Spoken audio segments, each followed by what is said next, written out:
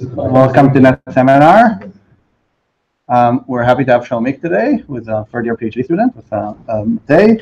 In the past, he has worked on E2, which was a central network function project. That's about deploy it yourself. So thank you, Shoumik.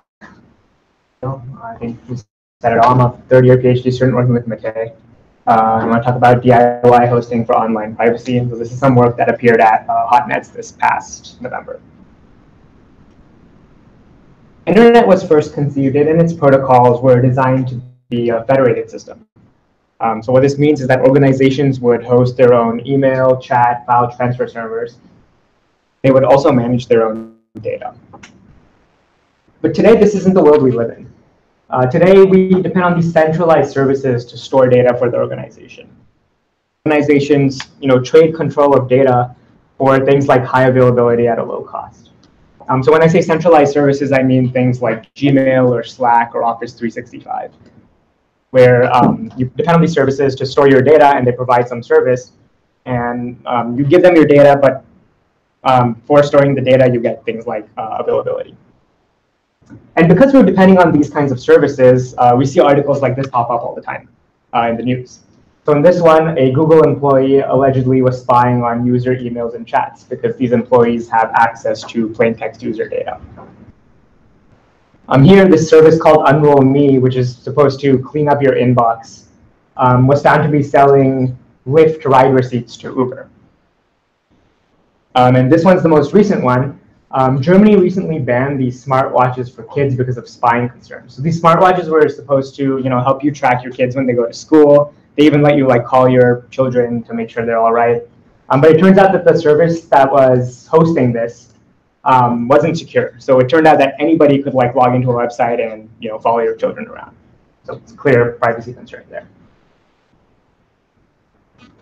So despite all these privacy issues, why do we actually rely on these centralized services? The main reason is that they provide high availability at a very low cost through things like economies of scale. And by high availability, I mean things like failover configuration, geo-replication. So if one server goes down in North America, you still have something in Europe that can service your requests. Things like auto-scaling. So if your servers come down, they will automatically mask the fact that the server is down and spin up new instances. And so forth. I can name a few more things. Things like load balancing also fall under high availability. Does a straw man consider hosting a tiny EC2 instance, right? A single EC2 instance, the smallest instance you can get costs around $4.50 a month. And if you want these high availability features, it costs even more, right? If you want something like geo-replication, you need to run 2 of these instances and your cost will double. And all the other features will increase your bill even more. So today, there seems to be no way to get availability, low cost, and privacy at the same time. There's another big, really important issue, I think, or maybe you can address it. Do you think that how sort of easy and convenient these things are to use and requiring technical expertise? Right. Like use Gmail, you just go to a website, really easy. Anyone can do it without having any sort of technical sort of savvy. Exactly. Yeah, I think that's another thing that's pretty important. That there's also a huge administrative and management overhead to hosting these things on your own. Which might be the biggest one. It drives outsourcing in companies as well. Right. They don't have the expertise that Google has to run servers. But there's also aren't just static things, right? The Gmail is not just somebody running, exit binary. It's a team of adults that are constantly making usability improvements and development and integration. Yeah, good point.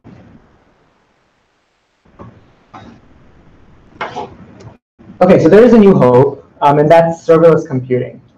So with serverless computing, for the first time, you get the availability of a top-tier cloud provider. The service is idle. So just to summarize what serverless computing is, these cloud providers basically allow you to register functions with the provider. And the functions only run when a request is made to them, and they're billed at a very fine granularity.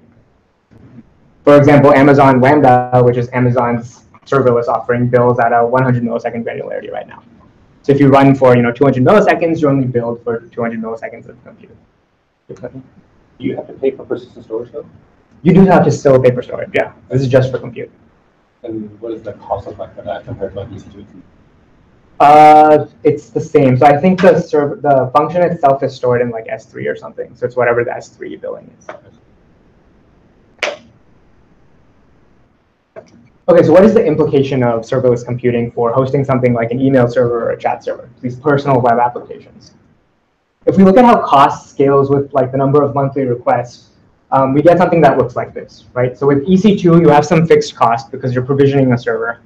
And even though EC2 instances today are built at a fine granularity, that doesn't really help you here because you need the service to be up all the time to respond to chat messages or emails or whatever you're doing. On the other hand, Lambda scales roughly linearly with the number of requests you're getting. So if you're not making too many requests, you're not going to pay as much as an EC2 instance. And kind of the key point here is that most users will be here on this slide. Right? Most people aren't going to be sending millions of chat messages a month. They'll probably be sending tens of thousands of chat messages a month. So there's this huge gap in cost between running a serverless function and an EC2 instance. And that's kind of a big opportunity because we get this low cost plus the availability of a cloud service and the privacy of hosting your own service all at the same time. So deploy it yourself is a way of taking back the internet. Users run personal web applications using these serverless computing platforms. And through this, we get high availability, low cost, and privacy for the first time. If the services require data in EC2, or sorry, in S3, then doesn't Amazon still have your data? Yeah, I'll get to the privacy stuff. Yeah. Okay, so I'll go over like the 1,000-foot architecture for DIY quickly. So there's kind of three main components. There's a serverless platform, a storage service such as Amazon S3, and then a key service that will depend on to store encryption keys. So first, you just register a serverless function. So this function is actually responsible for running your application. So this implements your chat server, or email server, or whatever you're running. Next, you configure a cloud storage provider. So this might be something like Amazon S3. So the key point here is that the data that you're storing here is encrypted. So Amazon can't reach in and like scan your data or read it or something. You're encrypting it with some encryption key.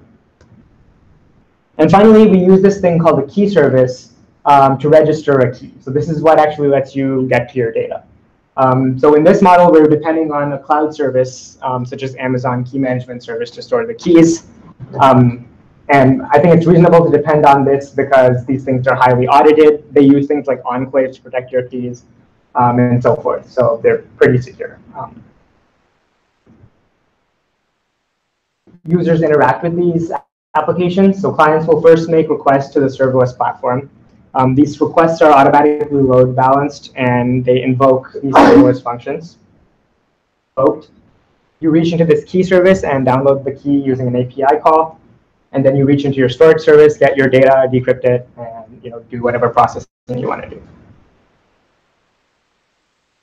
Question? Yeah. Actually, can we go back one slide? Yeah. I want to ask about high availability.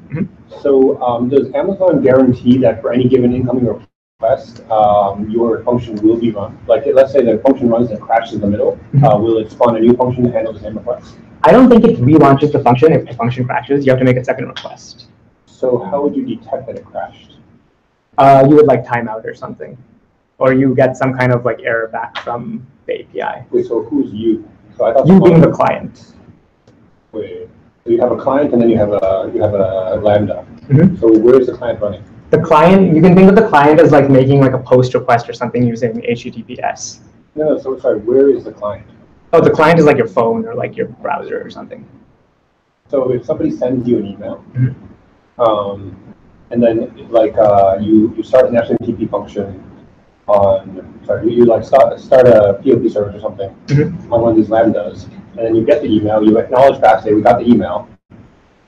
I guess you might not acknowledge, you might just say first shove it into permanent storage and then return it. So if you crash in the middle, do you expect the remote SMTP server to retry the request?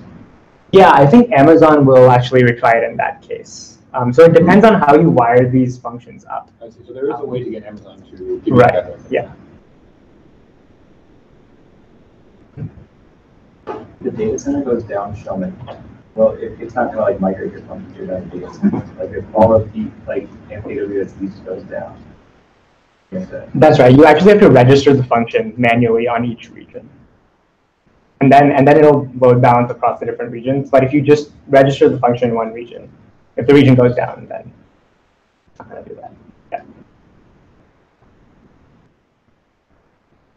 Okay, so kind of the natural question here is, why is DIY more secure than something like Gmail? Because all our components are still running in the cloud.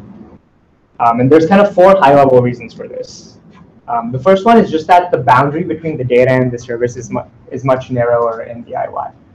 And what this means is that your data is really only decrypted within an isolated Linux container or whatever that the implementation of a function is.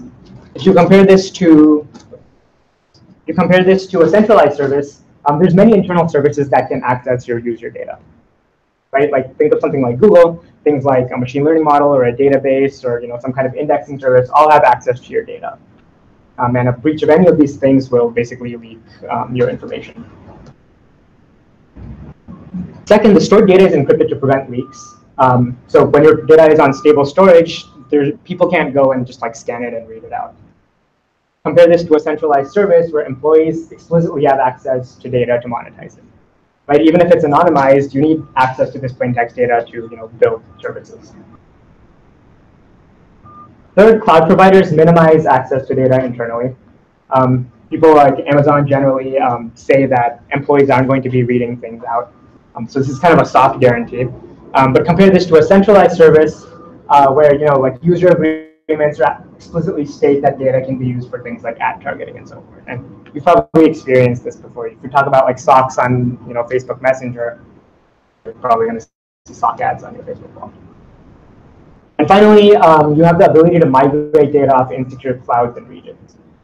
A new law that says I'm not allowed to have my data in North America if I'm living in Europe, on your service to do this for you. So with a centralized service, you generally have no control over where your data lives. You have control over where you're storing your data, so you can just move it somewhere else. So all of these things, of course, come with some assumptions. Here we're assuming that the function code, the isolation mechanisms of the containers, and the key service are trusted. So big assumption, right? This one would be because if you compute on the encrypted data directly. Right, you can do things like that. Here we're assuming that the data is decrypted within the container that's executing. The function could leak it, yeah. So we're assuming it's not going to do that. Right, yeah. So are all the security benefits could theoretically be achieved using the EC2 solution as well, but you run into the granularity and kind of pricing problem, or is there something there that's specific to Lambda? No, there's nothing specific to Lambda other than the whole cost aspect of it. So you could, in theory, use other like granular computing platforms to do the same thing. I mean, compared to, let's say, something with EC2. Mm-hmm. So yeah, the main thing with EC2 is that it just takes a long time for an instance to boot. So if they could build an EC2 where like an instance boots in like a millisecond, it's like a perfectly reasonable thing to use. Yeah. So I guess like I'm just looking at GC's priceless. Like if I can get like a standard instance, it's probably like if you're where I need this for like or $7 a month. Mm-hmm. And this is more of a pain in the ass. What do you mean it's a pain in the ass? I mean, using Lambda is a pain in the ass, right? Right. So I'll talk a little bit more about how we can make these things a little easier to deploy. But $7 is a lot per month, right? For like an email service, like I don't think I want to pay $7 a month for email. Well, I mean, like since your email service isn't going to give me anything expensive or anything, I wouldn't pay anything for it. But I mean, I hear what you're saying. I mean, Lambda's a price optimization. Right? Yeah, I mean, I'm not saying that compelling a price optimization.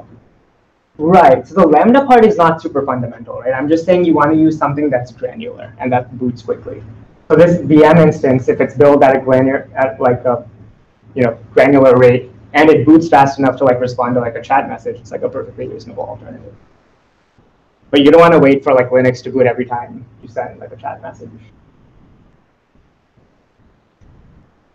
Yeah. I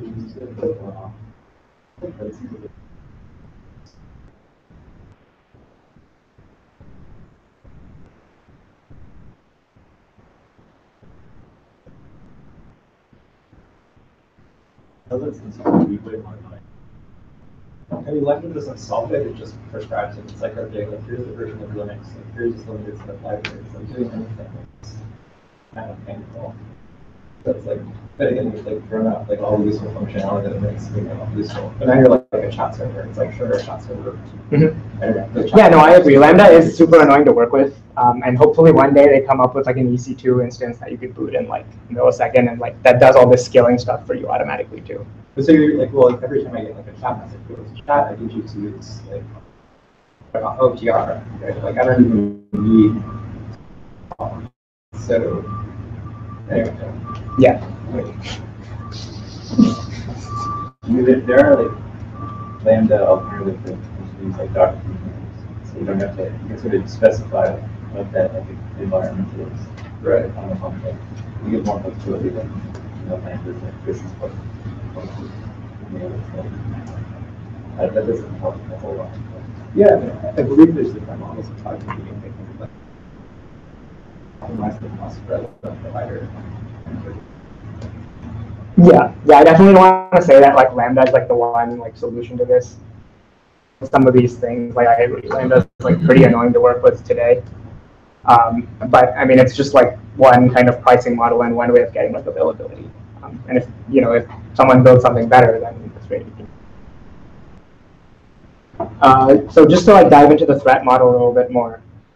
So there's kind of three main trusted components. The first one is the isolation mechanisms of the serverless platform. So this is just saying that function containers must hide the execution and the function state while they're executing. When they're in steady state, when they're on disk, the code doesn't necessarily need to be hidden. I have an asterisk here because these things could one day maybe be attested and secured via something like hardware enclaves. We haven't really done any work on this, and we don't really know if it's possible. But I think it's reasonable to say that securing something like a container is much easier than securing all of Gmail, for example. So this might be one way to not have to trust the container, or not trust the cloud provider that's executing your container. The second component is this key management service. So these are trusted to protect access to users' keys. These are actually already largely secured via things like enclaves today. They have strict user agreements. I'll talk about this a little bit more later, but this still isn't going to help you against things like government surveillance, where like if you get subpoenaed, Amazon's probably going to give this stuff up. But it's a reasonable thing to depend on if you're protecting against like employees, for example. And finally, you have to trust the function code that you're actually executing, right? If your code leaks your data, then there's not much you can do about that. Similarly, if you have these critical bugs in your code, there's not too much you can do about that either. Though, again, there's ways to get around some of this stuff that I'll talk about a little bit later in the talk. And untrusted stuff, we're not going to trust the internal network. We're not going to trust the storage service. Our data is encrypted there anyways, or any other cloud services. And we're not going to trust internet traffic between the user and cloud provider. And that could be secured via standard things like TLS. So just to recap, these are the trusted components here. And each of these could also maybe be secured via something like enclaves one day. I think there's people that are working on this. There's no cloud services that actually deploy enclaves today for serverless platforms, but maybe we'll see it one day. Okay, so going back to like those articles we saw, what does DLI actually help you protect against? So snooping employees will definitely help you against that because your data is encrypted, and we're assuming that the employees don't have the capabilities of breaking the enclave of the key management service and decrypting your data. So it does help you with that. Similarly, for the same reasons, you're protected against things like data mining and sale, just because unless you give someone access to your key, there's no way to get to your data. Things like buggy or insecure software, this is kind of a middle of the road. I think you're better off than you are in things like Gmail, where a bug could really, have dire consequences. Your own service, you have access to things like access control lists. You might be able to say something like, "Don't allow this Lambda function to communicate with anything except for my phone." Kinds of constraints on your deployment, then it'll help you a little bit, but it's still not like a complete solution to bugs. Government surveillance, DIY isn't really going to help you with. If Amazon decides to subpoena Amazon or something, they're probably going to give up your keys. But if the NSA is after your bigger problems already. Okay, so for the rest of this talk, discuss some of the back of the envelope costs we came up with for running DIY. I'll talk about a chat prototype that we built and some challenges that we faced. And finally, I'll talk about a potential marketplace for DIY applications and how this could actually enhance the security of running these in the cloud. So for the costs, we used Lambda, and we actually used a few VM instances too for certain applications. And we evaluated a couple applications here: group chat, email, file transfer, an IoT controller, and video chat. And we came up with some estimates for how many daily requests you'd expect, and the amount of time you'd spend computing, and the amount of storage that you need for these things. And for most of these things, you're paying less than $1 a month, which is pretty good compared to running an EC2 instance all the time for however long you're running things. And we're comparing this against an unreplicated EC2 instance, which is around $5 a month. The last video chat application is actually on a build per second VM. I think it's on that Google Cloud instance actually. But this is assuming that you're okay with the VM booting up and everything. And again, if someone comes up with something better than Lambda, this is a completely reasonable alternative to using existing platforms. Okay, so we also built a chat prototype, and we did face some challenges in doing that. So the basic architecture is pretty simple. You have a client that makes HTTPS requests to some endpoint, and we can configure that endpoint to spawn Lambda functions. So when we get a message, we spawn a Lambda function, and that encrypts the message and writes it to storage. So that's how you send messages.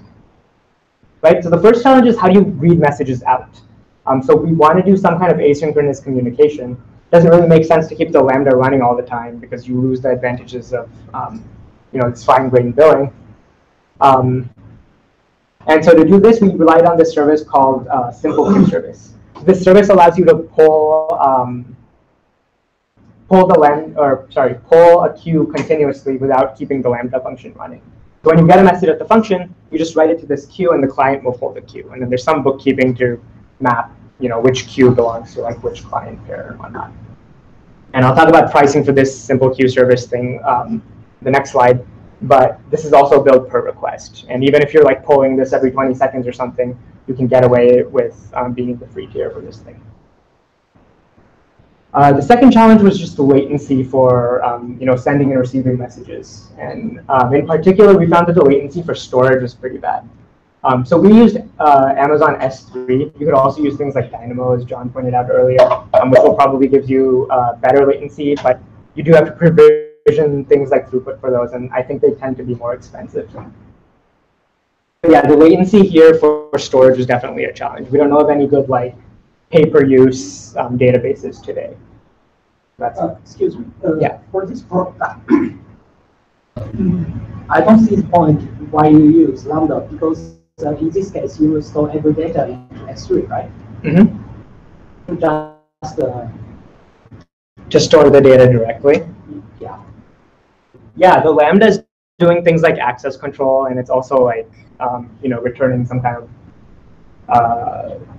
I don't know, decompressing images. It does things like that. So it's like a chat server. There's some fluff that it does before storing the messages.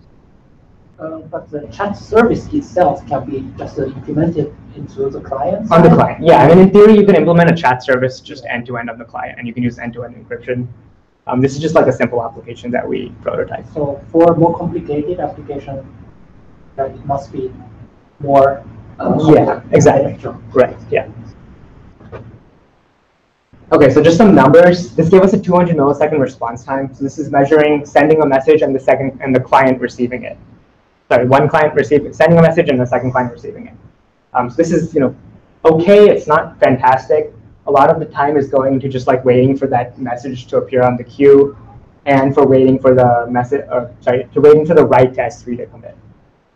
So these are both things that are pretty unfundamental. Is the blue line above HTTPS endpoint encrypted to your Lambda function? From the function to the storage? The blue line from the HTTPS endpoint upward? Yes, it is encrypted. Yeah. And what is that encrypted with? That's just TLS also. And with this setup, we found that we can run at roughly 25,000 messages per month with no cost. This is including SQS, plus Lambda, plus if you have some storage, it's I think roughly 9 cents per month for storage per gigabyte.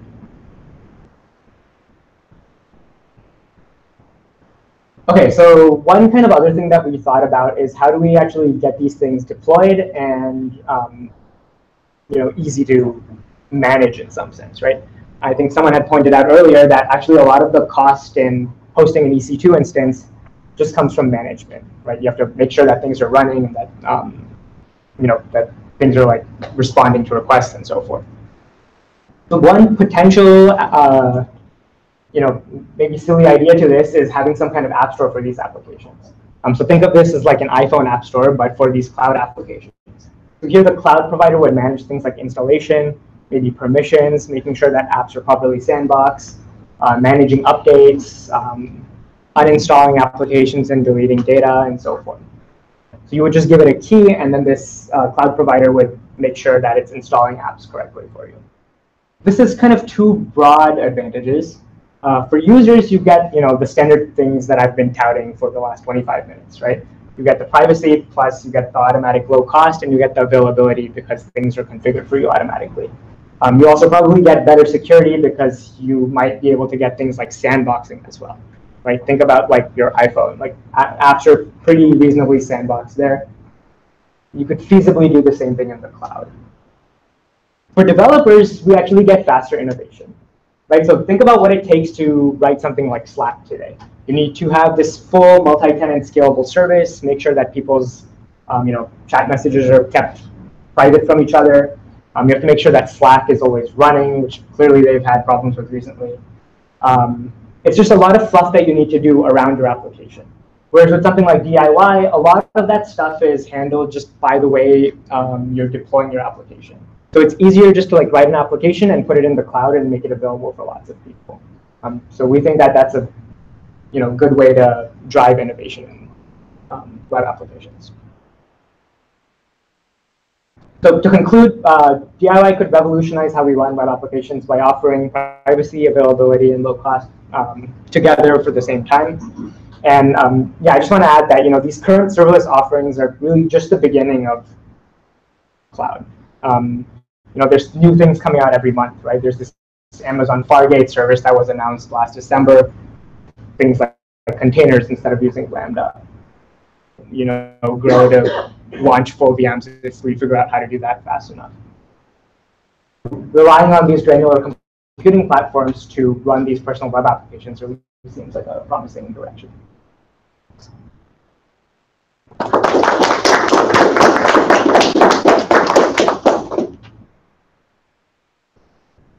And I'm wondering about is that sort of snooping employees. It seems to me that these functions are running in a container or VM service, and as soon as some employee gets a root shell on the VM or a container service, it's kind of game over. They can look at your unencrypted data, they can grab your private certificate, they can read all of your network traffic. It also seems maybe the HTTPS endpoint people could man in the middle there. I wasn't entirely sure how that worked. So could you address this issue of the container VM service? Because if I wanted to skip, that's exactly what I was looking at. Just log into Kubernetes, dump your container, and whatever, or look at your memory, whatever.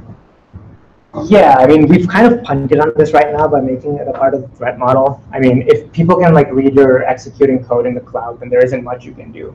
And that's why these things like SGX were designed in the first place, right? Like if your cloud is untrusted, you have to have some kind of hardware solution to circumvent that. So, I mean, our kind of story for that is that maybe one day people could use things like enclaves to get around that. But today, if like your cloud provider is maliciously like trying to read what you're doing while it's executing, there isn't much you can do. They may not consider it malicious. They may be doing it for marketing or monetization reasons. Yeah, that's true. I think in reality, no cloud provider is doing that today. So it's fair to think of it as like a malicious attack.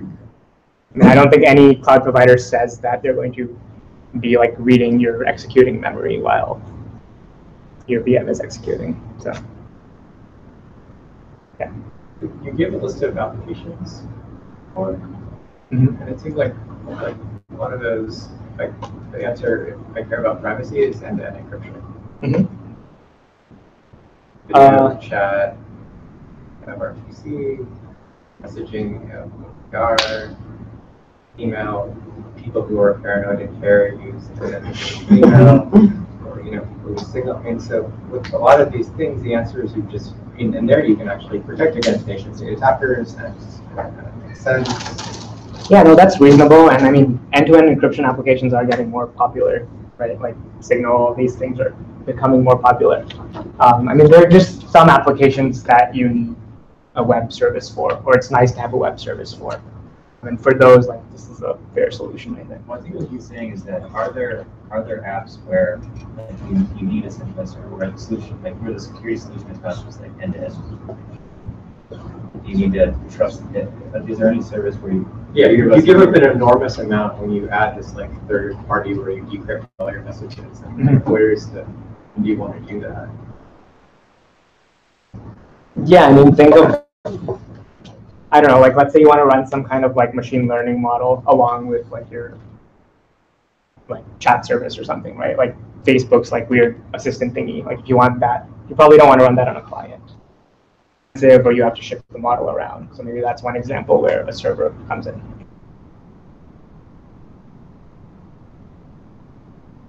So one probably a little bit silly question is that who will use this kind of service? For example, you go to developers to quickly deploy this application to cloud. At the very beginning, you said you think some large companies like Facebook or Google may use the data to do marketing. Companies, they will still try to maintain the cluster, so they will not use this kind of Lambda things. Yeah.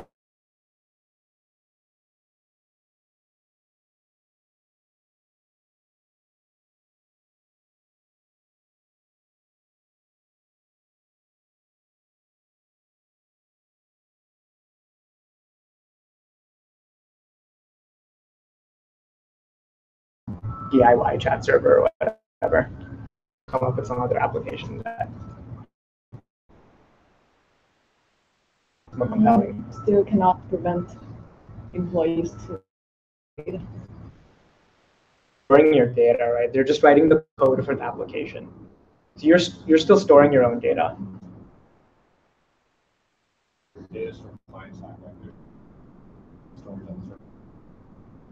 There is storage on the server side, but it's not stored provider of the application. iPhone or something, right? Like the developer is like some random, you download the app or like deploy it somehow. It just happens to be deployed on your phone. Stored on your phone. It's not stored with the developer. Store the data in like your own S3 bucket or something. It doesn't necessarily have to be located with.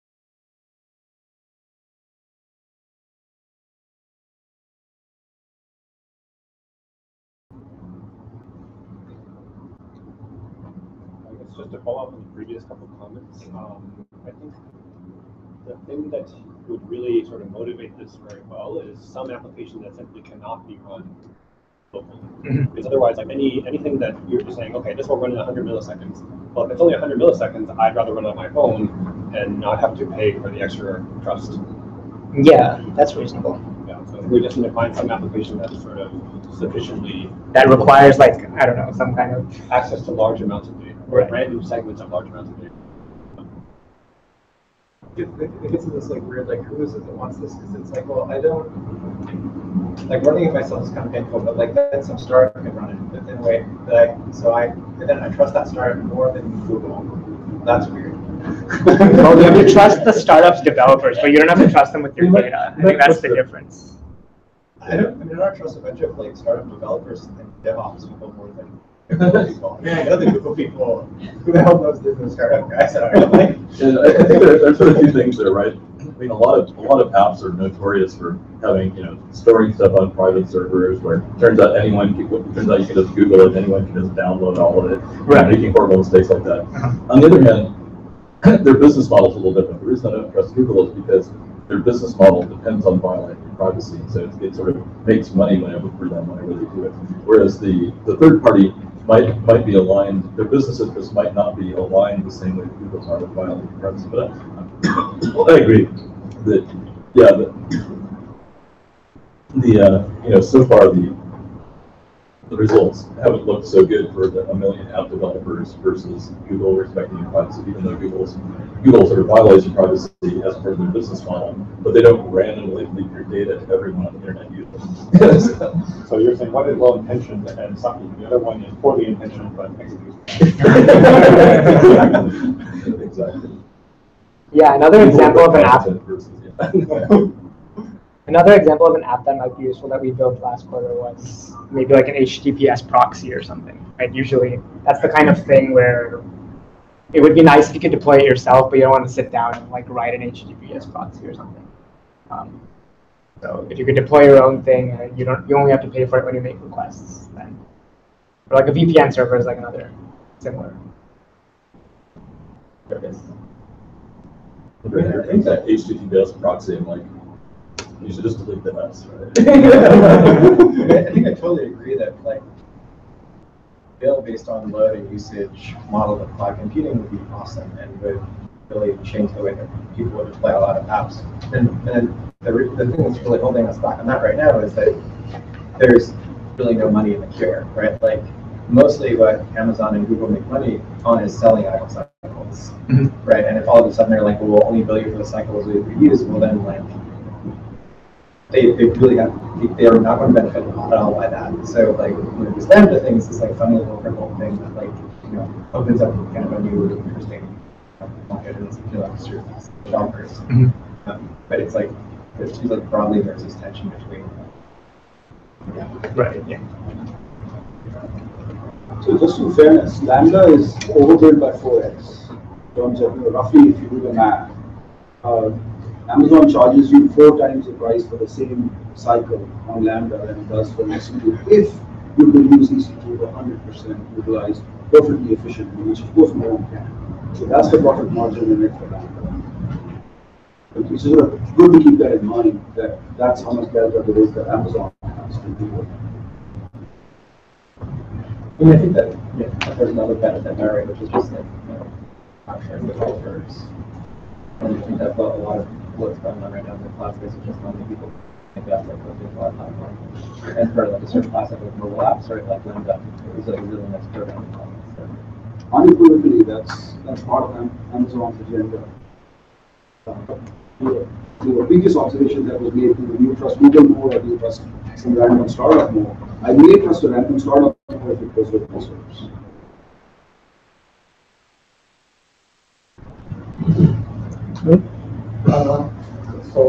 Today, a lot of enterprise users use Microsoft Exchange server on-premise, but Microsoft wants to transfer those customers into Office 365. In this DIY model, so what is the challenge if we want to shift those customers into DIY applications and also developers? From like an on-premise Exchange server to DIY. Yeah, I mean, I guess the main challenge, like from a practicality point of view, the main challenge is finding someone who like writes this thing for you, right? Like having some kind of deployment. Assuming that exists, I mean, there's probably some amount of like management that I haven't either thought about or that, like that you have to do updating applications, maintaining like these servers that you're deploying yourself, that like just administrative overhead for that kind of stuff. Like what is the overhead of like managing your own Exchange servers, right? You have to make sure they're always up. You have to make sure, you know, all this kind of stuff. So that kind of stuff is all moved to the cloud now. But things like managing software, managing updates, making sure that your deployment is free of bugs, you're still going to need like a developer team to do things like that. So I would say that's probably the biggest challenge. Yeah. Also wanted to sort of congratulate you for one of the most comprehensible understanding or explanations of the so-called serverless computing that I've ever heard. It seems bizarre, like there has to be a service. But right. It's a, you know, they should probably rename it like, you know, pay-as-you-go, function as a service, or call as a service or something. So I really like that, and I think there's something interesting. Like I find that this stuff really is valuable to have, you know, cloud-backed storage and functions, because I don't necessarily want to run everything in my phone. And so I used to be a fan of Firebase, which was like acquired by Google, and it was a really kind of easy to deploy sort of backend for kind of JavaScript programs that run in the browser. It would basically do, you know, really, you know, easy to use and fast, and like one-to-many and many-to-many computation, and also had a backend database that was really easy to use. Now, it didn't really care about security at all, and was acquired by Google, so it's unlikely that but it might or might not in the future. But it seems like something like Firebase, you know, which provides the sort of backend infrastructure of you know, persistent client-to-client storage and communication. If it could actually care about security, so that everything was still end-to-end encrypted, or, you know, at least, you know, ideally end-to-end encrypted, that seems like it could be, you know, a nice building block for building sort of, you know, client-side app. Might be a helpful building block even for building client-side applications that like call and Cause you're talking about, where you don't necessarily have all the back-end storage on your phone. Your phone's not necessarily on all the time, doesn't necessarily have an uplink or downlink bandwidth that you might want, you know, et cetera, et cetera. So you might want some back-end there. You might want some rendezvous points for connecting people together in something that's persistent online and, you know, and sort of replicated and available, et cetera, et cetera. Right. Yep. Right. Thank you very much.